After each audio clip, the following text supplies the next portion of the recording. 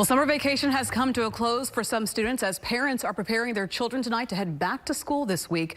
This school year begins a new chapter for students as they return to the classroom full time after the pandemic forced them into virtual learning last school year.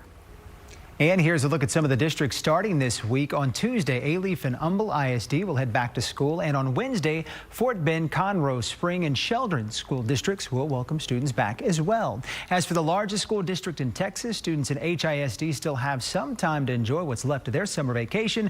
They don't go back until Monday, August the 23rd. And we know a lot of parents may still feel anxious about sending their kids back into the classroom as COVID-19 cases continue to rise and appear to be impacting more children. So we asked our KPRC2 insiders what back-to-school questions were top of mind for them. KPRC2 anchors Chris Gutierrez and Dominique Saxa have those answers.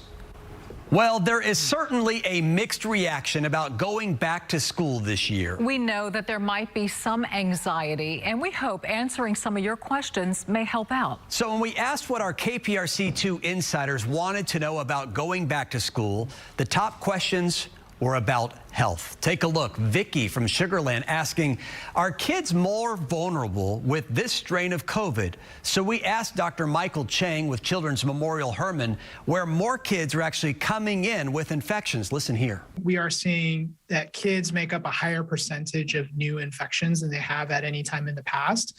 And so really about 1 in 5 new infections now are in pediatric patients. We have more kids in the hospital with COVID symptoms at the same time than we have ever had throughout the pandemic. Most of the kids that we are seeing with symptomatic COVID are kind of older teenagers that are maybe obese or potentially have some other underlying condition like asthma. Next question, Nazi from Sharpstown asks, should I keep my child at home if we have somebody living with us who has a compromised immune system? Whether or not to homeschool your child is going to be a different calculation for every family. How well can the child, kind of manage mitigation measures like wearing a mask in school and doing good hygiene?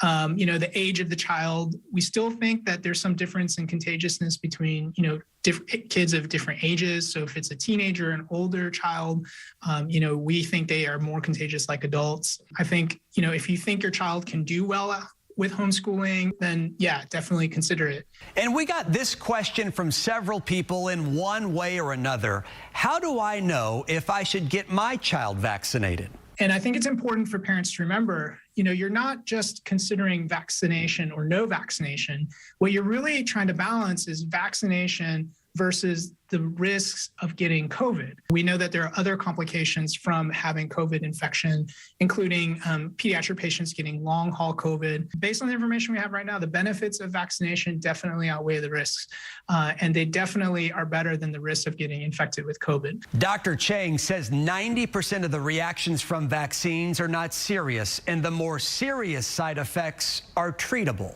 Later this week, we will answer more questions from our KPRC2 insiders about going back to school. Send us your questions and we will work to get answers. Just go to the insiders section of our website on click2houston.com.